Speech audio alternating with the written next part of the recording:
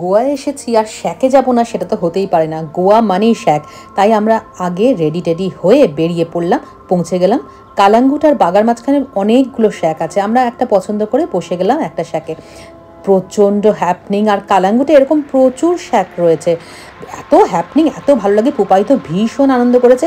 আগের বার যখন এসেছিল, মানে আগে তো বেশ কয়েকবার এসেছে, তখন এতটা আনন্দ করেনি। এবারে একটু বড় হচ্ছে তো তাই বেশ আনন্দ করেছে, আর প্রচুর গান বাজনা চলছিল আর সবাই ভীষণ আনন্দ করছিল। সেই দেখে পুপাইও নাচতে শুরু করে দিল। পাপাকে বলল তুমি আমার সঙ্গে নাচ করো। প্রথমে আমাকে ডেকেছিল, দেখলো যে আমি যাচ্ছি না, সেই জন্য পাপার সাথেই নাচ করতে শুরু করে দিল। পাপা ওকে সঙ্গ দেওয়ার জন্য একটু একটু নাচ করতে শুরু করে দিল আর কি। আর গোয়া মানে তো খাওয়া দাওয়া, এনজয়মেন্ট, কাজের চাপকে ভুলে কটা দিন প্রাণ খুলে আনন্দ করা। একা একা নেচে যাচ্ছে, কিন্তু কেউ ওকে দেখছে না দেখছে, কে কী বললো না বললেও ভাবনা চিন্তা করে না, ও একাই প্রাণ খুলে আনন্দ করে নেচে যাচ্ছে। কারণ এরপরে তো আবার পড়াশোনা শুরু হয়ে যাবে। আর তারপরে আমাকে তুললো, আমি তো একেবারে নাচতে পারি না, তাও আমি ওকে সঙ্গ দেওয়ার জন্য একটু একটু নাচ টাচ করে নিলাম। একটু আনন্দ তো হচ্ছিলই বেশ।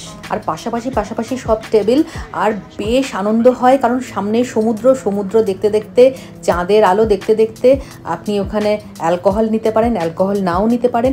যে কোনো সামুদ্রিক খাবার এখানে খুব ভালো রান্না করে। আমরাও অর্ডার করে দিয়েছিলাম, আর অর্ডার করে আমরা একটু কোল্ড ড্রিঙ্ক দিয়ে খেতে টেতে শুরু করে দিলাম। সঙ্গে সঙ্গে পুপাই তো নাচ করছিলই। আর চারিদিকের অ্যাম্বিয়েন্সটা এত সুন্দর, সাথে খেলাও চলছিল, লোকে খেলাও দেখছে। ইন্ডিয়া পাকিস্তানের খেলা ছিল আবার সেদিন, তো সেই খেলাও দেখছে, তার সাথে আনন্দও করছে লোকে আর কি। চুটিয়ে এখানে একেবারে আনন্দ ফুর্তি করে রসদ জোগাড় করে তারপরে আবার কাজে ফেরে। গোয়া এলে অবশ্যই কিন্তু আসবেন যে কোনো শ্যাকে, আর ভীষণ আনন্দ করবেন, প্রাণ ভরে আনন্দ করবেন।